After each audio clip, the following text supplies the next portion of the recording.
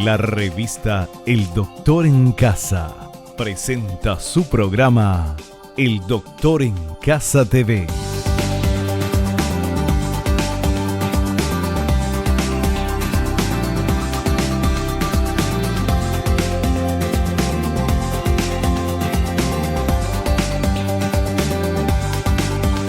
Con la conducción de Vivi Landó.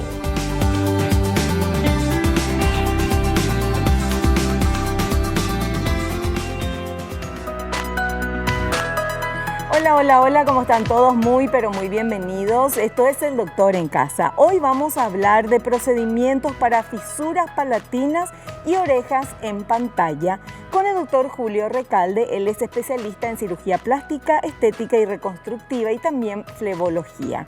Y vamos con esta placa para entender un poquito de qué vamos a hablar hoy.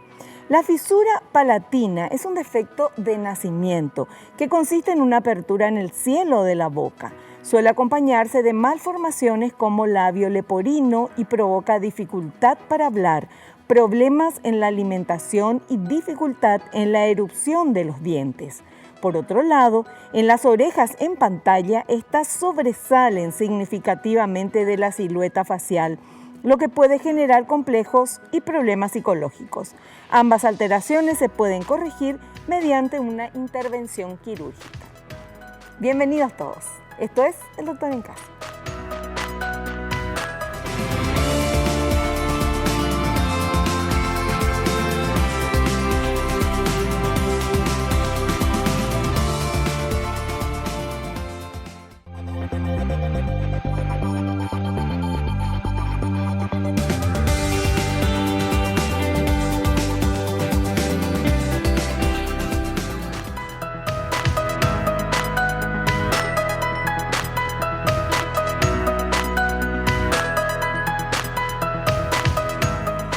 Ya estamos con nuestro invitado, doctor Julio Recalde. Él es especialista en cirugía plástica, estética y reconstructiva y flebología. Doctor, ¿cómo estás? Bienvenido al programa. Qué gusto verte.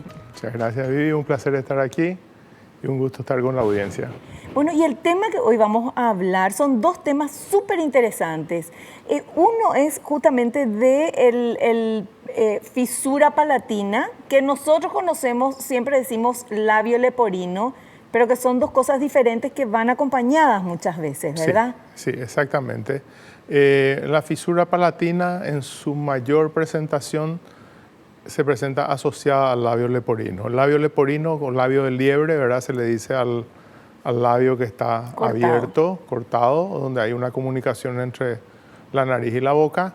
Y la fisura palatina le continúa y va desde el paladar duro y el paladar blando, y entonces produce, no produce una alteración desde el punto de vista estético, pero sí una alteración desde el punto de vista funcional, porque la persona que tiene una fisura palatina tiene dificultades para hablar. Claro. Entonces es muy importante el tratamiento para que la persona se pueda comunicar. Perfecto. Bueno, y también vamos a hablar de las orejas en pantalla. Sí. Las orejas en pantalla son orejas prominentes, ¿verdad? Normalmente forman parte de un grupo de problemas de la oreja, ¿verdad? Pero que en este caso se caracterizan porque el ángulo entre la oreja y el cráneo es demasiado grande, tiene más de 90 grados, y entonces se hace visible y es como que muchas veces es un motivo de burla en ciertas sociedades más que en otras, ¿verdad? Y por lo tanto un motivo de bullying, y los pacientes buscan una ayuda para evitar el bullying y otras cosas simplemente porque por estética. Estéticamente les molesta, ¿verdad? Claro, pero hay gente que está feliz con sus orejas así sin ningún problema. O sea, eso no es, no es igual que lo otro, ¿verdad? Claro. Que la fisura palatina, que obviamente ya funcionalmente ya dificulta. Exactamente. La fisura palatina es un problema, te produce un problema comunicacional, e inclusive puede producir un doble problema comunicacional, porque inclusive puede llevar a que el paciente no escuche bien. Ah, sí. Y después voy a explicar por qué, ¿verdad? Perfecto. Mientras que la oreja en pantalla normalmente no está acompañada de ningún problema funcional, es simplemente un tema estético que, de acuerdo a el momento en que se lo tome, puede ser más fácilmente curable o menos fácilmente curable. Entonces, con cirugía o sin cirugía. Entonces es interesante hablar de esos temas hoy. Fantástico. Muy bien, y vamos con este primer material. Vamos a hablar primero de la fisura palatina y de esto trata el material que presentamos ahora. ¿Cómo se presenta la fisura palatina? Se caracteriza por una solución de continuidad de los músculos del paladar. En su gran mayoría es una fisura del paladar bien evidente y de fácil diagnóstico, pero puede presentarse como un paladar aparentemente sano que con los años se va haciendo evidente más que nada por los problemas al hablar. El trabajo de los músculos del paladar blando y campanilla consiste en desviar el paso del aire a la nariz o a la boca de acuerdo al sonido. Cuando hay una fisura, resulta imposible desviar los sonidos hacia la boca, por lo que estos son nasales. Bueno, exactamente. La fisura palatina se puede presentar, como hemos dicho, en forma individual, en uno de 1.500 nacidos vivos. Se presenta una fisura palatina aislada. Suele estar asociada al sexo femenino en mayor cantidad, ¿verdad? Y a veces se asocia a lo que se llama la secuencia de Robin, que es una malformación un poquito mayor donde la mandíbula tampoco crece, ¿verdad? Y relacionada a que cuando empieza a crecer la mandíbula se tranca aquí en la horquilla external, ¿verdad? Entonces el chico empieza a crecer así.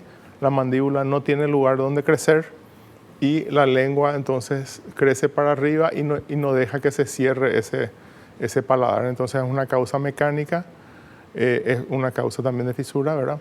Y la mayor parte de los fisurados del paladar siempre se presentan en un 60% asociados a labio leporino.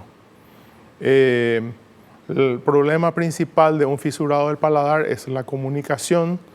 Y un problema siguiente puede ser la audición, porque los músculos que mueven el paladar también abren la trompa de Eustaquio.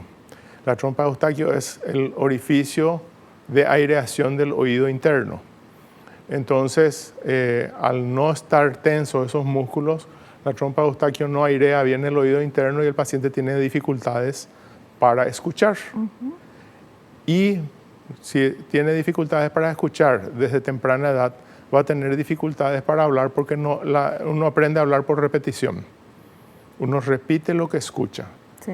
Entonces, este problema puede ser muy importante para los pacientes porque a veces nosotros hacemos una exitosa corrección de un paladar, pero ese oído no airea bien y puede requerir otro tipo de cirugía, colocación de tubos o alguna cosa con el otorrino para poder airear ese oído y que mejore la audición. Perfecto. Bueno, y ahora vemos el siguiente material que habla del diagnóstico. Diagnóstico de la fisura palatina. Los casos asociados al labio leporino y fisura palatina son de fácil diagnóstico desde el nacimiento, pero los casos donde la fisura no es tan aparente pueden aparecer luego de una cirugía de amígdalas o también en la adolescencia cuando los huesos de la cara van completando su crecimiento. Muy bien, sí. El diagnóstico es, cuando está asociado al labio leporino, es relativamente fácil porque una vez que vemos un labio leporino ya automáticamente buscamos una fisura palatina. Entonces el pediatra o inclusive en la ecografía que se hace a los 6 meses más o menos, cuando ya le hacen el diagnóstico del labio leporino, ya casi siempre se puede ver con los aparatos modernos si hay una fisura del paladar. De todas maneras, al nacer se ve si se puede comprobar eso, ¿verdad? Ahora, una fisura del paladar blando, por ejemplo, a veces no se ve en la ecografía y a veces inclusive no es vista por el pediatra en las primeras consultas. Hace poco yo tuve una paciente que me vino a la consulta y me dijo que la primera que se dio cuenta fue la hermana, que le vio llorando a la hermana y le dice a la mamá, ¿y por qué tiene así abierto ahí atrás?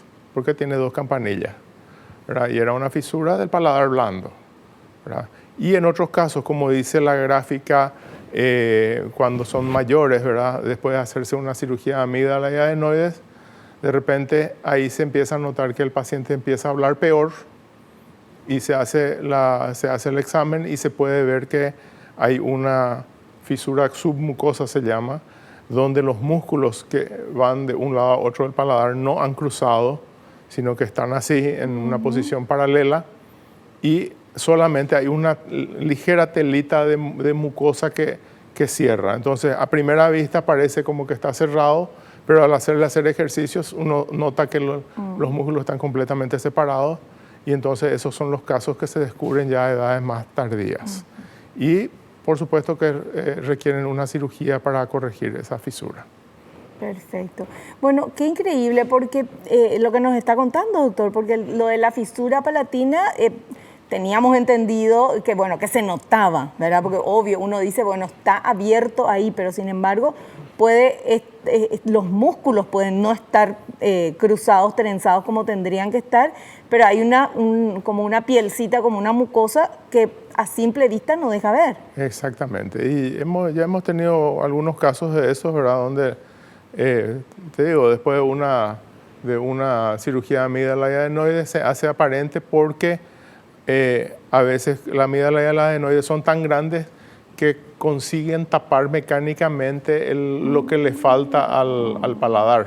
Le iba a preguntar eso, en ese caso que tiene fisura, pero que tiene la mucosa, o sea, a simple vista no se ve, ¿la persona al hablar habla diferente? No, habla bastante bien. Ya. Solamente que, te digo, le sacas la amígdala y la adenoide, que son parte de esa... Ay, claro. Y ahí ya se queda como que queda flojo, ¿verdad? Las consonantes que se pronuncian por la boca son las que hacen la sintomatología. En nuestra cultura tradicional, ¿verdad? En nuestra cultura tradicional se habla del fonismo, ¿verdad? Que es la persona que habla por la nariz. Sí. Y en vez de decir papá, entonces capitán, por ejemplo, no te dice, no puede hacer porque esas son las consonantes P, T y K, son consonantes que salen directamente por la boca. Si hay un paso de aire hacia la nariz, entonces se pierde esa consonancia. Y entonces, de repente, tenés algunos casos donde el paciente, ya, especialmente con la fisura submucosa, ya es grande, habla y después de una cirugía, o de repente después del crecimiento, como decía, ¿verdad? Llega la adolescencia y empiezan a crecer los huesos, y ahí se hace sintomático algo que antes no era sintomático. Y el paciente no sabe por qué empieza a hablar mal y creen que es porque escucha mal y todas esas cosas. Tiene una patología interesante. Y bueno, de eso vamos a hablar en el programa de hoy, ¿verdad? Y el tratamiento evidentemente es operarse, ¿verdad? El tratamiento es quirúrgico normalmente porque al haber una fisura, la musculatura está mal posicionada y la fonación o el habla, ¿verdad?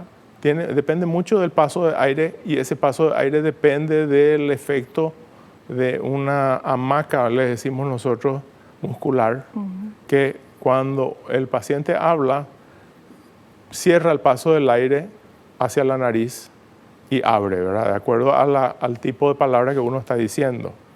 Y uno va a decir papá sale por la boca, no sale por la nariz.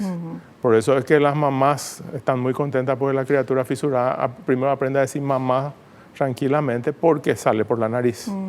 Sin embargo, para decir papá les cuesta. Entonces, la cirugía consiste en sacar ese músculo de donde está insertado, que es en el borde del paladar duro, y hacer la hamaca.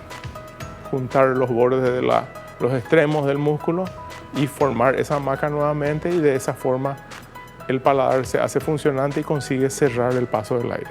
Perfecto, súper claro. Hacemos un pequeño corte, a la vuelta continuamos.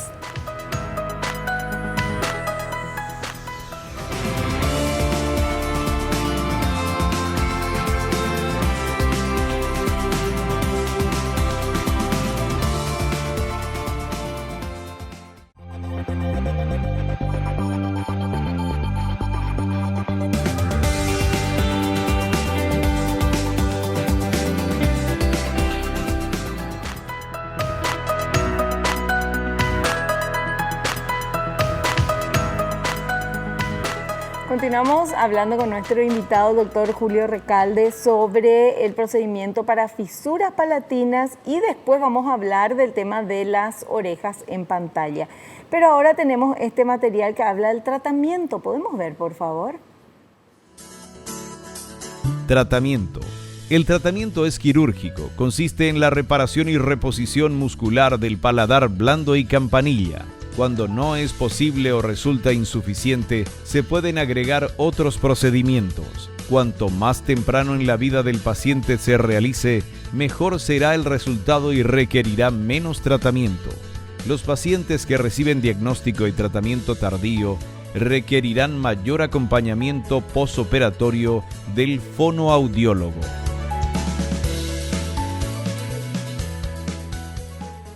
Sí, el tratamiento normalmente de una fisura palatina lo realizamos a partir de 1 año de edad, ya sea en forma particular o en forma de operación sonrisa, ¿verdad? Es prácticamente algo estándar en el mundo.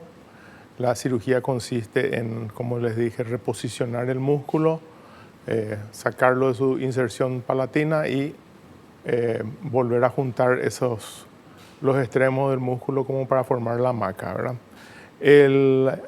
El hecho de hacer a esa edad nos permite que la criatura esté lo suficientemente grande como para que sea bastante segura la cirugía, porque la complicación más importante de una cirugía esa es el sangrado. Entonces nos permite que si hay algún sangrado no sea demasiado importante, que la criatura pueda resistir. Y también hace que todavía la criatura no tenga el desarrollo mental como para hacer las palabras con P, T y K. Y entonces cuando empieza a imitar ese tipo de palabras, ya tiene su musculatura en su posición. Entonces, normalmente sale muy natural eso. No requiere un acompañamiento demasiado importante por parte del fonoaudiólogo, que el fonoaudiólogo también debe ser de preferencia un fonoaudiólogo especializado en fisurados para hacer los ejercicios específicos para fisurados, ¿verdad?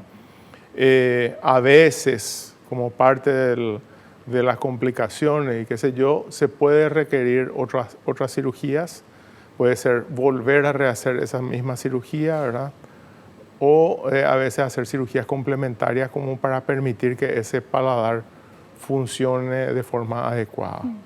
Cuantas más cirugías tiene un paladar, por supuesto, es más difícil la recuperación porque hay un proceso de cicatrización y fibrosis que hace que el paladar se vuelva cada vez menos móvil. Pero una persona que ya tiene paladar hendido y no se operó de pequeñita, entonces la recuperación, no digo de la parte quirúrgica, sino del habla y todo eso cuesta mucho más. Sí. Una forma de explicar que decía mi padre era, ¿verdad? Nosotros, es como que vos tenés una guitarra con 3 cuerdas. Lo que nosotros hacemos es poner la cuerda en la guitarra, las 3 cuerdas que faltan.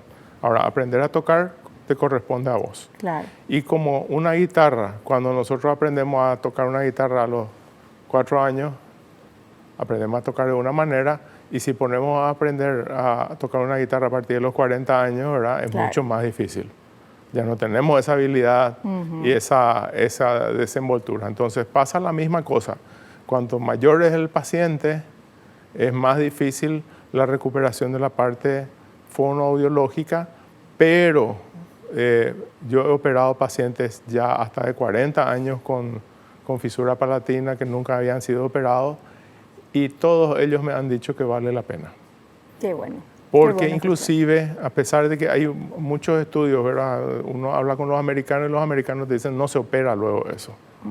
Pero ellos no operan por otra cuestión, ¿verdad? Nosotros sí operamos y para el paciente vale la pena, él siente que se comunica mejor, los familiares te dicen que se comunica mejor, entonces nosotros estamos llevando a cabo ahora en Operación Sonrisa una asociación con alguna universidad justamente para tratar de investigar este tipo de pacientes mayores que reciben cirugía por primera vez. Qué maravilla. Doctor, háblanos de Operación Sonrisa, por favor. Bueno, Operación Sonrisa es una fundación, una entidad sin fines de lucro, ¿verdad? Dependemos en cierto sentido de la Fundación Operation Smile de Estados Unidos. Trabajamos aquí con voluntarios locales, médicos, enfermeras, nutricionistas, fonoaudiólogos, odontólogos, todos que se dedican a la atención de los pacientes fisurados. Tenemos nuestra casa en Fernando de la Mora, Mariscal López y Santa Teresa. Hacemos la atención integral de los pacientes fisurados, desde el consejo a partir de que los padres saben por ecografía de que tienen un hijo con fisura, hasta el tratamiento quirúrgico, tratamiento de todo tipo, ¿verdad? De modo a darle la atención integral al paciente en un solo lugar. El año de la pandemia, ¿verdad? Por supuesto que tuvimos muchos problemas por el tema de que se suspendieron todas las misiones, operamos muy pocos pacientes, pero estamos en vías de recuperar ese tiempo y por supuesto que nos va a costar vamos a decir, más de lo habitual recuperar todo lo que no hemos operado en un año. Pero la fundación está muy firme, tenemos quirófano en nuestra casa, ¿verdad?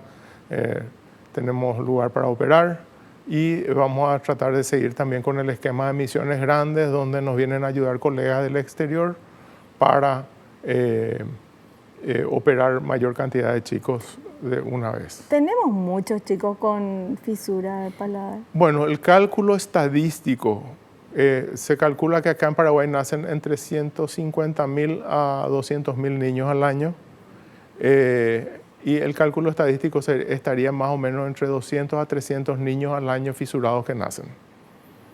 Puede que más, puede que menos. Y normalmente la mayoría de ellos se operan a nivel de la Fundación Operación Sonrisa, ¿verdad? Hay otras entidades que operan también, pero la mayor cantidad de estos niños nos hacemos cargo nosotros. Sí.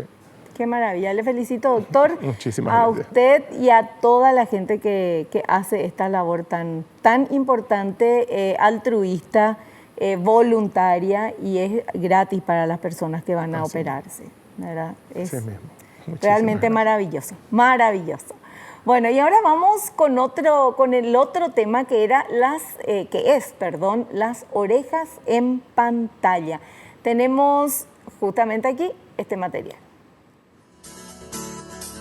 ¿Qué son las orejas en pantalla? Es cuando las orejas presentan una angulación igual o mayor a 90 grados con respecto a la cabeza y toman un aspecto poco estético que motiva la consulta de los pacientes. La oreja presenta una parte fija anterior y una parte móvil posterior. La forma de la oreja está destinada a conducir las ondas sonoras hacia el oído externo. La parte posterior y móvil es la que generalmente llama la atención cuando mayor sea la separación de la cabeza e internamente las características de esa oreja van perdiendo sus detalles. ¿Eso uno nace ya con eso, doctor, o puede de repente por un golpe ponerse...? Sí, normalmente uno nace con eso. La oreja en pantalla de origen traumático es más rara, ¿verdad? Pero se puede ver. Justamente estuve viendo unos partidos de rugby y estaba viendo las orejas de los jugadores de rugby, que son todas orejas que vienen para adelante, y eso es por los sangrados que se producen dentro del área de la oreja, y sangrados que muchas veces ellos no retiran. Eso, al sacar toda la sangre rápidamente se puede evitar, pero se produce tanta cicatrización que la oreja se va deformando, ¿verdad? El tratamiento sí es bastante diferente porque prácticamente hay que hacer una reconstrucción de oreja cuando se habla de una oreja traumática. Ahora, la oreja en pantalla congénita, uno la puede ver ya directamente en el nacimiento de la criatura. Entonces se ve que la parte del pabellón auricular está bastante separado del cráneo y uno tiene varias opciones. Cuando se da cuenta al nacer la criatura, muchas veces se hace un taping, se le pone unas cintas y ya se le da la forma con cintas a esa oreja. Y hay una teoría y hay muy buena casuística con respecto a eso, de que gracias a los estrógenos que tiene el paciente, de la leche materna y de los estrógenos de la mamá que circulan en el bebé por 1 o 2 meses, que eso produce un efecto remodelador de la oreja. Entonces, si uno percibe que hay una oreja en pantalla, de repente puede llamar a un cirujano plástico, se hacen unos cuantos taping con cinta, se le moldea y eso entonces puede ser suficiente como para no necesitar una cirugía. Pero tiene que ser un cirujano, ¿no? Es que la mamá o la tía nomás le pone una cinta scotch a la orejita. Siempre bajo porque nosotros buscamos una cierta anatomía, ¿verdad? Claro. Ciertas características que tenemos que reproducir. Entonces, por supuesto que es preferible que sea un cirujano a que sea la mamá, ¿verdad? O la vecina. Ahora, pasado ese tiempo, esos primeros meses, y si no se hizo esa corrección, entonces sí puede ser ya necesaria una corrección quirúrgica. La corrección quirúrgica se prefiere hacer a partir de los 7 años, porque se considera que a partir de los 7 años la oreja, la parte cartilaginosa de la oreja, ya ha llegado a su tamaño final. Es decir, ya no va a crecer más, no se va a achicar más, ni nada por el estilo. Entonces, a partir de ahí se puede hacer. La cirugía normalmente es un remodelado cartilaginoso. Muchas veces consiste en sacar partes y moldear otras, ¿verdad? Se puede sacar parte de la concha, que es la parte profunda de la oreja, y los cartílagos de la parte del pabellón se tienen que moldear. Entonces se hacen unas incisiones en la parte posterior de la oreja, se retira un poco de piel, se saca el cartílago que se considera que es excesivo y se moldea el cartílago que se considera que está deformado, ¿verdad? Y después se hacen algunos puntos de fijación. Es una cirugía relativamente sencilla, muy satisfactoria de hacer. Nunca quedan completamente iguales porque nunca están abiertas las dos orejas en la misma cantidad. Entonces, no porque vos hiciste una cosa en un lado, vas a hacer lo mismo del otro lado. No va a quedar igual. No quedan iguales. Y una cirugía bastante satisfactoria que si el paciente cuida los primeros 2 o 3 meses, probablemente ya no requiera otra cirugía. Qué fantástico. O sea, no es una cirugía así demasiado complicada. No. Ajá. Bueno, muy bien. Nosotros ahora hacemos un pequeño corte. Volvemos ya.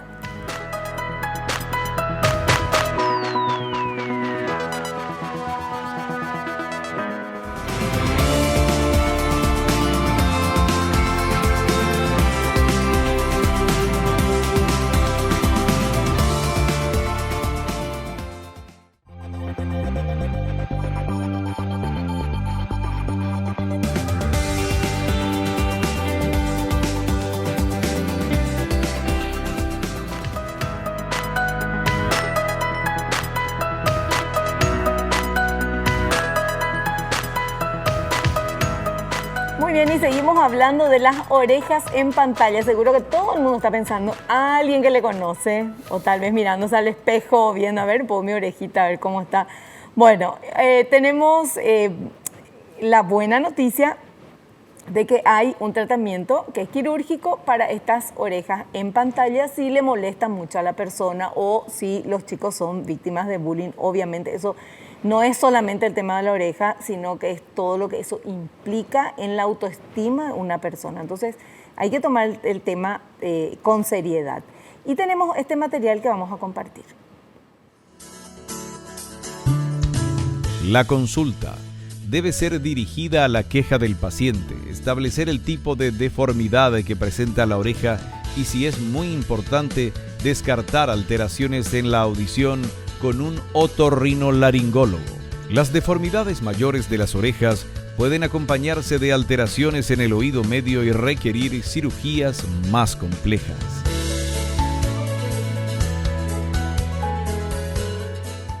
Sí, la consulta es muy importante y la edad de la consulta también.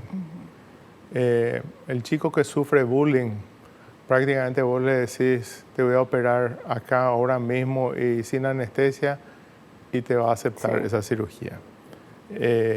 Muchas veces nosotros hemos visto chicos que buscan este tipo de cirugía porque les resulta insoportable todo lo que le molestan y muchas veces los padres no le dan tanta importancia hasta que le ven al chico frente al espejo y con una tijera ahí tratando de cortar alguna cosa, ¿verdad?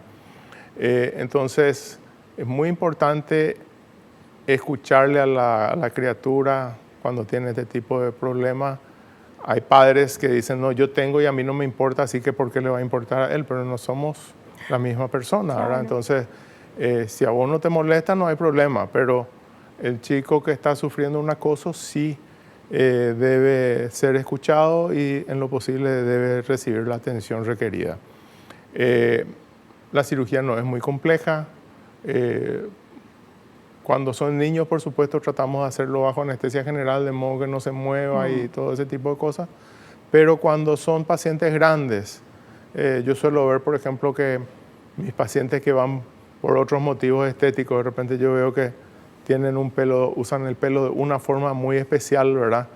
Entonces yo siempre curioseo ahí y se ve siempre la punta de la oreja que sale para afuera entre el medio del pelo. Y les digo, eso se puede operar, y hay mucha gente que no sabe que se puede operar. Y mucha gente no sabe que es una cirugía relativamente sencilla y que van a tener un resultado bastante interesante, que va a mejorar su rostro, va a mejorar su autoestima, van a poder recogerse el pelo. Claro. Porque ellas no saben, muchas veces ni siquiera saben por qué no se recogen el pelo. Y es por eso. Claro. Entonces, es una cirugía que parece muy banal, ¿verdad? Pero que da mucha satisfacción al paciente. Pero sin ninguna duda. Y vamos con este material que habla del procedimiento quirúrgico. Queremos saber ya cómo se hace eso. A ver. Procedimiento quirúrgico. El ángulo abierto de la oreja puede deberse a un exceso de cartílago de la concha auricular, de falta de pliegue del antehélix o ambos, lo cual ocurre generalmente. La cirugía consiste en retirar parte del exceso de cartílago, crear un nuevo pliegue, fijar el cartílago al hueso mastoideos o todas las citadas juntas, previa retirada de piel de la parte posterior de la oreja. La cicatriz normalmente queda escondida y pocas veces presenta complicaciones.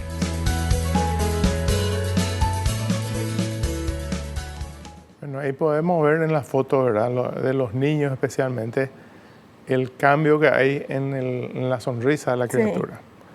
Sí. Es muy importante eso, se consigue muy buen resultado.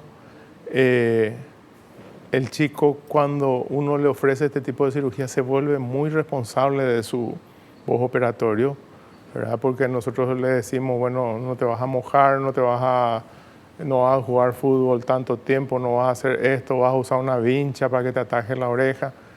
Y el chico suele comprometerse mucho con su tratamiento. Entonces es súper interesante como para seguir un caso, especialmente en los niños, ¿verdad?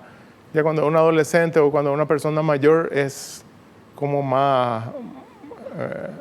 uno no ve tanto el impacto psicológico en el consultorio, ¿verdad? Sí tiene impacto psicológico para el paciente porque es algo que le molesta, pero el chico demuestra mucho eso. Más expresivo, sí. Exactamente. Maravilloso. Bueno, y vamos con el siguiente material que habla después de la cirugía.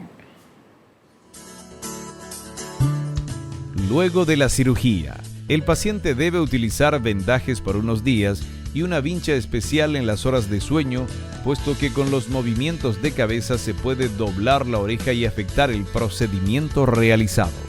Luego de 2 a 3 meses, se puede reasumir la actividad física de deportes de contacto. Así es. Al principio le hacemos, al terminar la cirugía yo le coloco unas vendas grandes, ¿verdad? De modo también a que le acolchonen en caso de que haya algún pequeño sangrado. La complicación más frecuente de este tipo de cirugía es que haya sangrado en el postoperatorio.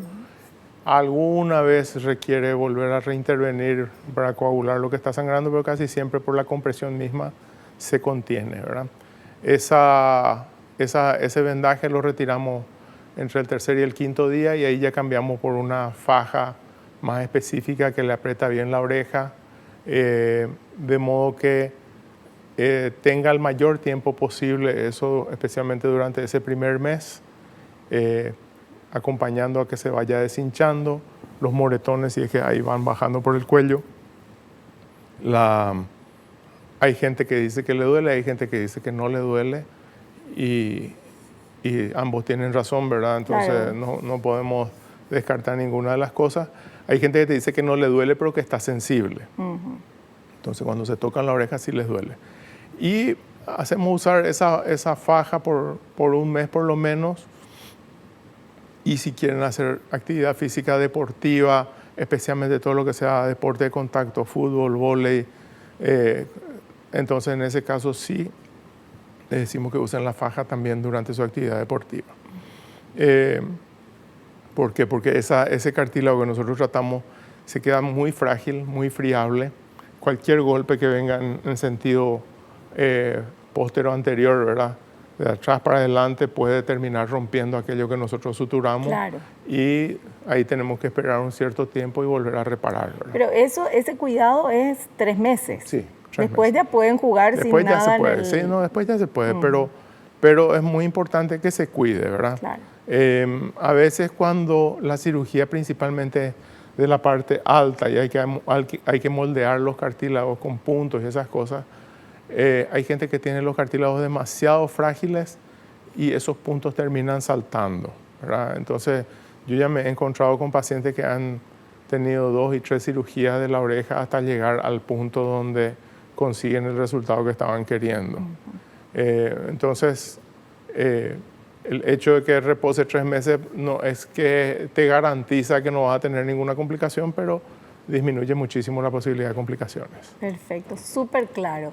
Bueno, tenemos que hacer un pequeño corte. A la vuelta del corte vamos a estar ya con las consultas que ustedes quieren hacerle a nuestro invitado.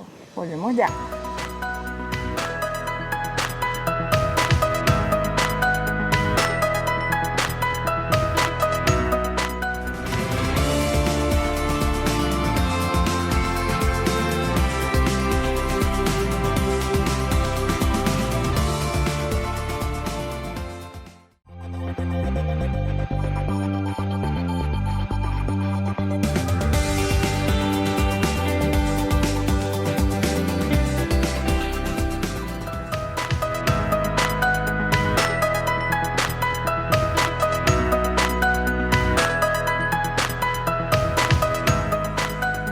Estamos ya en la parte final de nuestro programa, en la parte donde el doctor Julio Recalde va a responder a la consulta que vos le hiciste y que nos llegó a través de las redes sociales del Doctor en Casa. Vamos con esa primera consulta, por favor. Mabel de Concepción pregunta, ¿qué cuidados se debe tener luego de la cirugía de orejas en pantalla? Bueno, hola Mabel. Sí, los cuidados, como hemos dicho, ¿verdad?, consisten en evitar actividad deportiva de contacto, cosas donde puedas sufrir algún golpe, inclusive como la ley de Murphy, ¿verdad?, cualquier cosa que abras o que toques te puede volar por el lugar, ¿verdad? Entonces hasta abrir la puerta del auto a veces te agarra la oreja, ¿verdad? Entonces usar las protecciones el tiempo que sea necesario, un mes, y después cuidar con toda la actividad que uno hace como para no lastimarse. Perfecto. Vamos con otra consultita. Gustavo de Pilar quiere saber si la edad en que se realiza la cirugía para corregir las orejas en pantalla influye en los resultados. Bueno, Gustavo, puede influir en el sentido de que los cartílagos, a medida que nos vamos haciendo mayores, se vuelven más duros y al mismo tiempo más frágiles, ¿verdad? Parece una paradoja, pero al volverse más duros tienen menos flexibilidad y tienden a romperse más. Entonces, un paciente que tenga 50, 60 años y que viene para una cirugía correctiva de oreja, evidentemente que tiene muchas más chances de que se rompan los puntos con los cuales nosotros sujetamos esas dobleces de la oreja, ¿verdad? O que se rompan algún punto de fijación, que un niño de 7, 8 años que le estamos operando por primera vez y que tiene toda la flexibilidad de sus cartílagos. Perfecto. Y vamos con esta última consultita. Vamos a ver. Héctor de Villa Elisa quiere saber si no se corrige la fisura palatina, ¿qué consecuencias puede tener? Bueno, Héctor, la consecuencia secundaria es la dificultad para la deglución, porque es secundaria en el sentido que el chico se adapta, ¿verdad? Y si llegas a edad adulta es porque te adaptaste. Claro. Entonces podés comer y todas esas cosas. Ahora, la incapacidad de comunicarse es el principal problema de llegar a una edad adulta sin haber sido operado. Yo conozco casos a los cuales yo los veo una vez al mes, en los cuales nunca se operaron y tienen demasiado miedo de operarse y me dicen, no me voy a operar porque tengo miedo. Y no me lo dicen así, ¿verdad? Porque no les sale así. Claro. Pero me dan a entender que no se van a operar porque tienen miedo de la cirugía y son personas grandes de 30 años, ¿verdad? Y entonces se pueden comunicar en forma difícil. Yo que sé, vamos a decir, cuál es su problema, le tengo que preguntar a esa persona 2 o 3 veces más o menos la misma cosa para poder entender lo que me dice. Así que el problema siempre es de comunicación. Y una vez que se operan, puede mejorar bastante y puede justificar una cirugía aunque sea una persona mayor. Esa es mi opinión personal. Claro, ¿no? Y además tener la posibilidad de estar mejor a través de una cirugía. Claro. Y que esa cirugía se pueda hacer a través de una fundación, que también, porque la parte económica obviamente también pesa mucho. Yo le animo a la gente, hay que animarse, podemos estar mucho mejor con esto, o sea, realmente es importante, cambia la vida de la persona cuando se puede comunicar mejor. Exactamente, ¿no? Para la persona, como yo te digo, el que se opera, aunque sea grande, viene y te dice, valió la pena porque escucho mejor.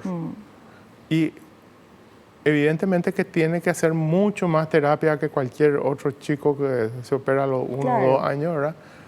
Pero si la persona escucha mejor, va a poder reproducir mejor el sonido y entonces vamos a tener un resultado mucho mejor que no habiendo operado. Claro. Bueno, me encanta todas estas consultas que le hacen al doctor y bueno, y felicitarte otra vez, doctor, por Fundación Sonrisas. Realmente el trabajo que hacen es maravilloso. Bueno, muchísimas gracias. Yo simplemente represento a un grupo de amigos, porque así nos consideramos todos.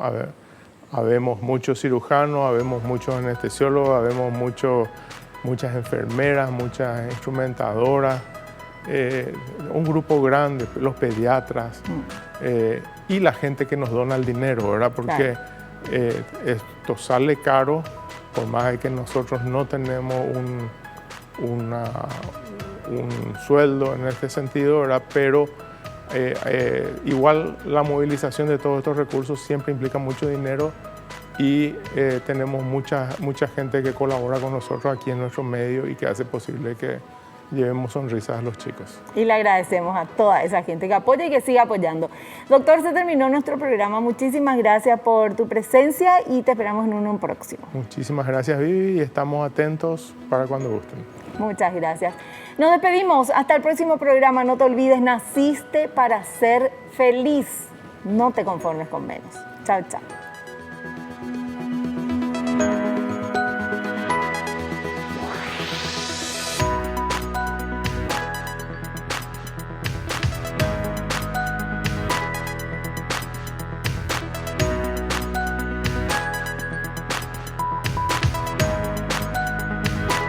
La revista El Doctor en Casa presentó a Vivi Landó en el programa El Doctor en Casa TV.